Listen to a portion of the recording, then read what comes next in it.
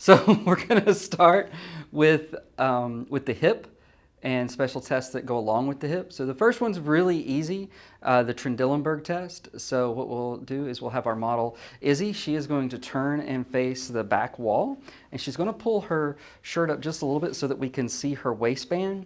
And in a perfect world, you would expose the PSIS or the back dimples there, so you can see those. And then you're just going to have her stand on one foot, and you're looking for that hip to drop, right, uncontrollably. Now, she may be able to hold it up for a second, right, if she knows that's an issue, but looking for it to drop, and when it drops down, that tells us that she has weakness in her gluteus medius. So it's just a really simple, easy test that you can do, right? So then the next thing we're gonna do is we're gonna move over here to the table, and we're gonna do the Thomas test here off the edge of the table.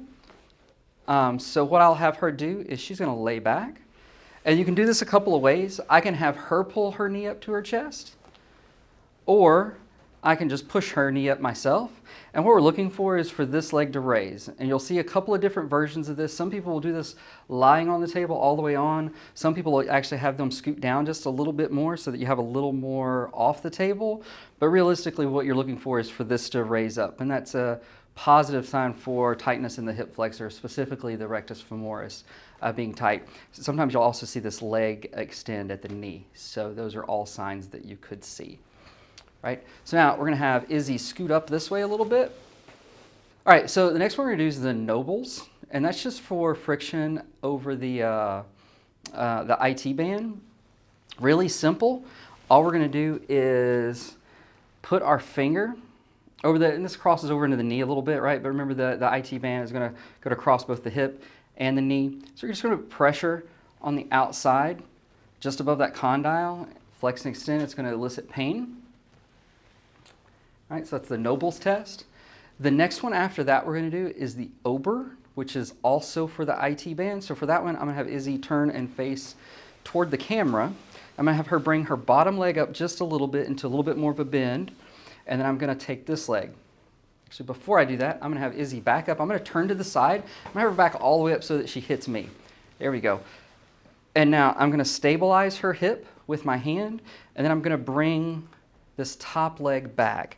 And what we're looking for here is for this to drop. So when she relaxes, there you go, you see that knee drop, and you'll feel whether it's kind of bouncy, right? So if it's really tight, it will stay up here, and when I press down, I'll feel resistance. And that's just to show tightness there in the IT band, and that may be where your problem lies.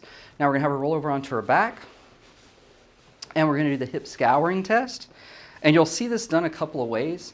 Some people will just take you all the way into full flexion, and they're probably going to rotate around a little bit, and that's really all they're going to do, right? And that's the whole test for some. Now others, and I believe a lot of books will show it as an axial load.